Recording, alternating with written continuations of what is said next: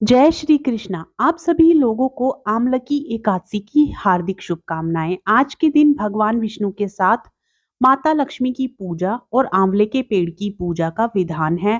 आमलकी एकादशी को रंगभरी एकादशी के नाम से भी जाना जाता है।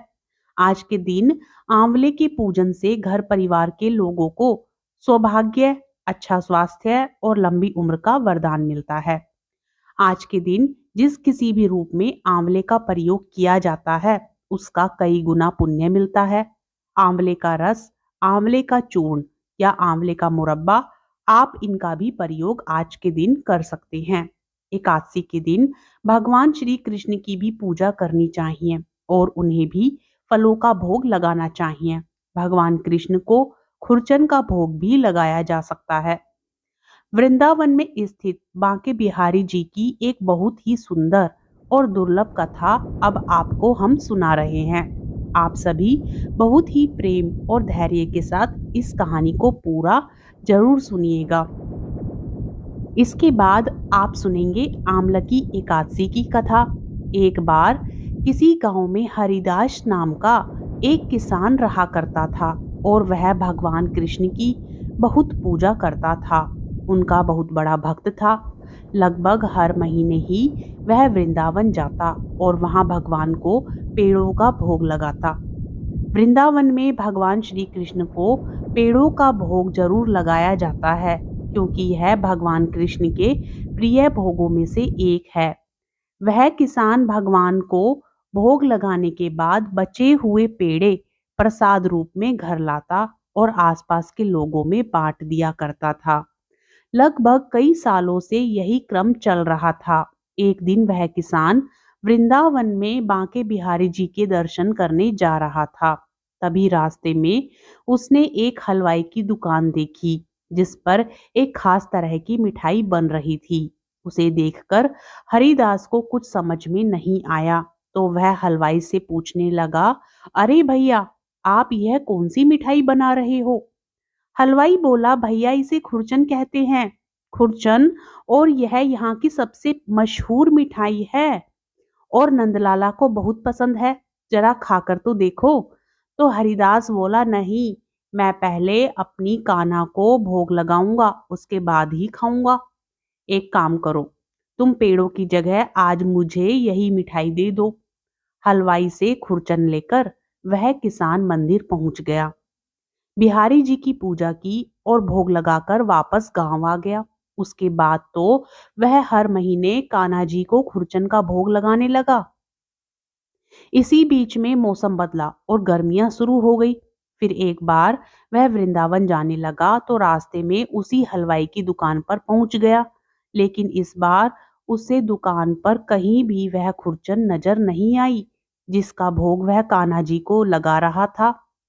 हरिदास ने हलवाई से पूछा, भैया आज खुरचन नहीं आ रही, क्या बात है? हलवाई बोला, भैया गर्मियों में दूध की कमी हो जाती है और खुरचन बनाने में बहुत सारा दूध लगता है, इसलिए गर्मियों में खुरचन नहीं मिलती।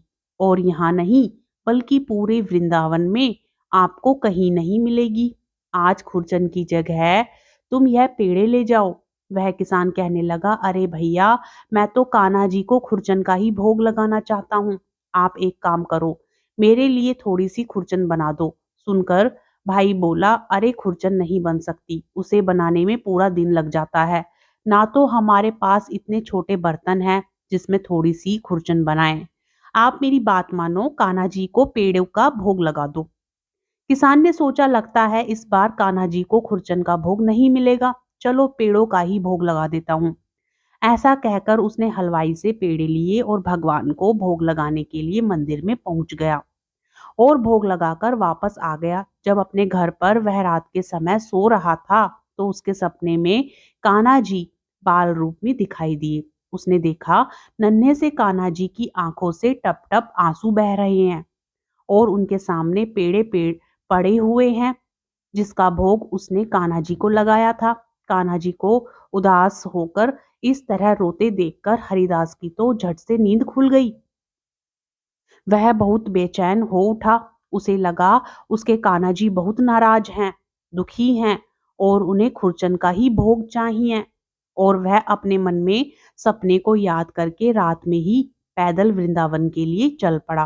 रास्ते में वह चलता जा रहा था और किसी तरह चलते चलते वह हलवाई की उस दुकान पर पहुंच गया।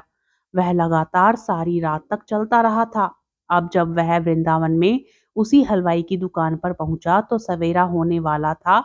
हलवाई भी इतने समय में उस किसान को अच्छी तरह से जान गया था, क्योंकि वह किसान भी लगभग हर महीने ही वृंदावन के उस हलवाई की दुकान पर पहुंच जाया करता था, क्योंकि उसे अपने कान्हा जी के लिए खुरचन का भोग जो लगाना होता था। हलवाई ने जब किसान को देखा तो कहने लगा, अरे भाई जी, इतनी सुबह सुबह क्या बात है? तो किसान बोला, अरे भैया, आप मुझे बता दो खुरचन कैसे बनेगी, नहीं तो मेरे नंदलाला तो भूखे ही रह जाएंगे। हलवाई बोला, हमारे जैसी खुरचन पूरे वृंदावन में कोई नहीं बनाता, हम तुम्हें कैसे बता दें? मुझे तो लगता है तुम्हें किसी हलवाई ने खुरचन के बारे में पता करने भेजा है कि खुरचन कैसे बनाई जाती है, क्योंकि इतनी स्वादिष्ट खुरचन तो केवल हमारी ही दुकान पर मिलती है। और यहाँ तुम कान्हा जी का नाम लेकर झूठी मन्नत कहानियां बना रहे हो ताकि मैं तुम्हें खुरचन बनाने की विधि बता दूं। चलो भागो यहाँ से और फिर कभी दोबारा नजर मत आना। हलवाई से डांट फटकार सुनकर किसान बेचारा दुखी हो गया और वह कान्हा जी के मंदिर के बाहर जाकर चुपचाप बैठ गया। दुख के मारे वह कान्हा जी के दर्शन भी नहीं कर पाया और दर्शन करने के लिए ना ही गया। खाली हाथ जाता तो क्या करता? उसे तो नंदलाला के लिए खुरचन का भोग ही ले जाना था। अब इधर किसान को मंदिर की सीढ़ियों पर बैठे बैठे सुबह से शाम हो गई और वह भूखा प्यासा ही बैठा रहा और हरे कृष्ण का जाप करता रहा। शाम के समय किसी तरह वही हलवाई जिसने किसान को डांट कर भगा दिया था, हरिदास को यानी उस किसान को ढूंढते हुए आया और कहने लगा, भाई जी, मैं बहुत देर से आपको ढूंढ रहा हूँ। आपको मैंने दुकान से भगा दिया और उसके बाद से ही मेरी दुकान पर तो एक भी ग्राहक नहीं आया। शाम तक सारी मिठाइयां ऐसी ही रखी रही और सारी बासी हो गई। आज से पहले तो कभी ऐसा नहीं हुआ। मुझे माफ कर दो। नंदलाला तुम्हारे द्वारा स्वयं मेरी मिठाई का भोग लेना चाह रहे थे और मैंने घमंड में आकर क्या किया, तुम्हें अपनी दुकान से डांट कर भगा दिया। अब चलो मेरे साथ, चलो मैं तुम्हें खुरचन बना कर दूंगा। किसान कहने लगा, मुझे क्षमा करो भाई, मेरे कारण तुम्हें कष्ट हुआ। अपनी दुकान छोड़कर तुम्हें यहाँ मुझे ढूंढते हुए आना पड़ा। हलवाई बोला, आप पहले मेरे साथ चलो, मैंने बहुत सारा दूध मंगाया है। अब दुकान में हर दिन खुरचन बनेगी और फिर चाहे तुम कितनी भी खुरचन लेकर चले जाना, फिर चाहे कितनी भी महंगी खुरचन क्यों ना हो, मैं तुम्हें कान्हा जी को भोग लगाने के लिए खुरचन जरूर दूंगा। अब हलवाई उस किसान को अपने साथ दुकान पर लिवाकर लाया और उसके सामने ही खुरचन बनाने लगा। पूरी रात खुरचन बनाने में लग गई और सुबह होते ही मंदिर के कपाट खुलते ही किसान ने भगवान को खुरचन का भोग लगाया और उस हलवाई ने सारी खुरचन प्रसाद के रूप में बांट दी। अब किसान के मन की बेचैनी थी, जो उदासी थी, वह भी दूर हो गई, क्योंकि उसके नंदलाला ने उसके हाथ से खुरचन का भोग जो कर लिया था। अब सुनिए एकादशी की कथा। एक बार धर्मराज युधिष्ठिर ने भगवान श्री कृष्ण से कहा, हे श्री कृष्ण, मैंने विजया एकादशी का महात्म जो महान फल देने वाला है सुन लिया। अब फाल्गुन शुक्ल की एकादशी का नाम और महात्म्य बताने की कृपा करें। तब भगवान श्री कृष्ण बोले, महाभगवदम, मैं इस समय वह प्रसंग सुनाता हूँ जिसे राजा मानधाता के पूछने पर महात्मा वशिष्ठ जी ने कहा था। फाल्गुन शुक्ल पक्ष की एकादशी का नाम आमलकी एकादशी है। इसका पवित्र व्रत विष्णु लोक की प्राप्ति कराने वाला है। ऋषि मानधाता ने पूछा, द्विज श्रेष्ठ, यह आमलकी कब उत्पन्न हुई, मुझे बताइए। वशिष्ठ जी ने कहा, महाभाग्य, पर आमलकी की उत्पत्ति किस प्रकार हुई यह बताता हूँ। आमलकी महान वृक्ष है जो सब पापों का नाश करने वाला है। भगवान विष्णु के थूकने पर उनके मुख से चंद्रमा के समान कांतिमान एक बिंदु प्रकट हुआ। वह बिंदु पृथ्वी पर गिरा। उसी से आमलकी अर्थात आंवले का यह महान वृक्ष उत्पन्न हुआ। यह सभी वृक्षों का आदि भूत कहलाता है। इसी समय समस्त प्रजा की सृष्टि करने के लिए भगवान ने श्री ब्रह्मा जी को उत्पन्न किया। उन्हीं से इन प्रजा की सृष्टि हुई। देवता, दानव, गंधर्व, यक्ष, राक्षस, नाग और निर्मल अंतकरण वाले महर्षियों को ब्रह्मा जी ने जन्म दिया। उनमें से देवता और ऋषि उस स्थान पर आए जहां विष्णु प्रिया आमलकी का वृक्ष था। महाभगवदम पूर्वक उस वृक्ष की ओर देखने लगे और खड़े खड़े सोचने लगे कि पलक्ष यानी पाकड़ आदि वृक्ष तो पूर्व कल्प की तरह ही हैं, जो सबके सब हमारे परिचित हैं, किंतु इस वृक्ष को हम नहीं जानते। उन्हें इस प्रकार चिंता करते हुए देख आकाशवाणी हुई, महर्षियों, ये सर्वश्रेष्ठ आमलकी का वृक्ष है जो श्री विष्णु को प्रिय है। इसके स्मरण मात्र से गोदान का फल मिलता है। स्पर्श करने से इससे 2 गुना और फल खाने से 3 गुना पुण्य फल मिलता है। इसलिए सदा प्रयत्न पूर्वक आमलकी का सेवन करना चाहिए। यह सब पापों को हरने वाला वैष्णव वृक्ष बताया गया है। इसके मूल में श्री विष्णु, ऊपर भाग में ब्रह्मा जी, स्कंद में परमेश्वर, भगवान रुद्र, शाखाओं में मुनि, टहनियों में देवता, पत्तों में वसु, फूलों में मरुदगण और फलों में समस्त प्रजापति वास करते हैं। आमलकी सर्वदेवमयी बताई गई है। सभी एकादशियों में आमलकी एकादशी को सर्वोत्तम स्थान पर रखा गया है। आमलकी एकादशी को कुछ लोग आंवला एकादशी या आमली ग्यारस भी कहते हैं। इसे रंग भरी एकादशी के नाम से भी जाना जाता है। इस दिन व्रत रखा जाता है और कथा श्रवण की जाती है और साथ ही जगत के पालनहार श्री हरि विष्णु के साथ ही आंवले के पेड़ की पूजा की जाती है। कहा जाता है कि आंवले का पेड़ भगवान विष्णु को अत्यंत प्रिय है। इस दिन पूजा के दौरान आमलकी एकादशी की व्रत कथा पढ़ने का विधान है। इससे भगवान विष्णु शीघ्र प्रसन्न होते हैं। आमलकी एकादशी व्रत कथा सुनने मात्र से 1000 गोदान का फल प्राप्त होता है। मित्रों, यदि आप आमलकी एकादशी व्रत नहीं भी रख पाते हैं तो इस दिन विधिवत रूप से भगवान श्री हरि की पूजा अर्चना करने से, साथ ही इस दिन कथा श्रवण करने से आप पुण्य फल के भागी बन जाते हैं। पौराणिक मान्यता के अनुसार वैदिश नाम का एक नगर था। उस नगर में ब्राह्मण, क्षत्रिय, वैश्य और शूद्र रहते थे। वहां रहने वाले सभी नगरवासी विष्णु भगवान के भक्त थे और वहां कोई भी नास्तिक नहीं था। उसके राजा का नाम चेतरथ था। राजा चेतरथ विद्वान थे और वह बहुत धार्मिक प्रवृत्ति के थे। उनके नगर में कोई भी व्यक्ति दरिद्र नहीं था।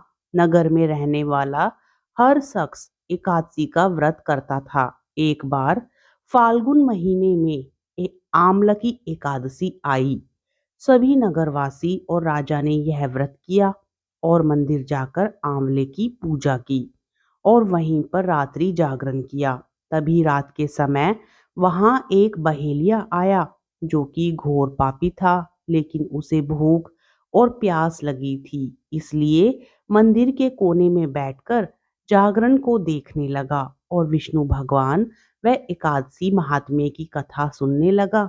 इस तरह पूरी रात बीत गई। नगरवासियों के साथ बहेलिया भी पूरी रात जागा रहा। सुबह होने पर सभी नगरवासी अपने घर चले गए। बहेलिया भी अपने घर जाकर उसने भोजन किया, लेकिन कुछ समय के बाद बहेलिये की मौत हो गई। हालांकि उसने आमलकी एकादशी व्रत कथा सुनी थी और जागरण भी किया था, इसलिए वह राजा विदुरथ के घर उसका अगला जन्म हुआ। राजा ने उसका नाम वसुरथ रखा। बड़ा होकर वह नगर का राजा बना। एक दिन वह शिकार पर निकला, लेकिन बीच में ही मार्ग भूल गया। रास्ता भूल जाने के कारण वह एक पेड़ के नीचे सो गया। थोड़ी देर बाद ही वहीं मलेच्छ आ गए और राजा को अकेला देखकर उसे मारने की योजना बनाने लगे। उन्होंने कहा कि इसी राजा के कारण उन्हें देश से निकाल दिया गया, इसलिए इसे हम मार देना चाहते हैं। इस बात से अनजान राजा सोता रहा। मलेच्छों ने राजा पर हथियार फेंकना शुरू कर दिया, लेकिन उनके शस्त्र राजा पर फूल बनकर गिरने लगे। कुछ देर के बाद सभी मलेच्छ जमीन पर मृत पड़े थे। वहीं जब राजा की नींद खुली तो उन्होंने देखा कि कुछ लोग जमीन पर मृत पड़े हैं। राजा समझ गया कि वह सभी उसे मारने के लिए आए थे, लेकिन किसी ने उन्हें ही मौत की नींद सुला दी। यह देखकर राजा ने कहा कि जंगल में ऐसा कौन है जिसने उसकी जान बचाई है। तभी आकाशवाणी हुई कि हे राजन, भगवान विष्णु ने तुम्हारी जान बचाई है। तुमने पिछले जन्म में आमलकी एकादशी व्रत कथा सुनी थी और उसी का यह फल है कि आज तुम शत्रुओं से घिरे होने के बावजूद जीवित हो। राजा अपने नगर को लौटा और सुखी पूर्वक राज करने लगा और धर्म के कार्य करने लगा। साथ ही अपने प्रजा में भी यह घोषणा करवा दी कि सभी लोग आमलकी एकादशी व्रत कथा का श्रवण करेंगे और व्रत रखेंगे। ऐसा करने से भगवान श्री हरि विष्णु और एकादशी माता की कृपा उनकी संपूर्ण प्रजा पर बनी रही। महर्षि वशिष्ठ जी बोले कि हे राजन, सब व्रतों से उत्तम और अंत में मोक्ष देने वाली आमलकी एकादशी का व्रत सर्वोत्तम है। यह एकादशी फाल्गुन माह के शुक्ल पक्ष में आती है। इस व्रत को करने से, इस व्रत की कथा श्रवण करने से समस्त पापों का नाश हो जाता है। इस व्रत का फल 1000 गोदान के फल के बराबर होता है। इस प्रकार आमलकी एकादशी की यह व्रत कथा संपूर्ण होती है। प्रेम से बोलिए श्री हरि विष्णु भगवान की जय, एकादशी माता की जय। प्यारे भक्तों, यदि आपको एकादशी की यह व्रत कथा पसंद आती है तो वीडियो को लाइक करें, चैनल को सब्सक्राइब करें और कमेंट में श्री हरि विष्णु भगवान की जय लिखकर वीडियो को ज़्यादा से ज़्यादा शेयर करें। राधे राधे, जय श्री कृष्ण।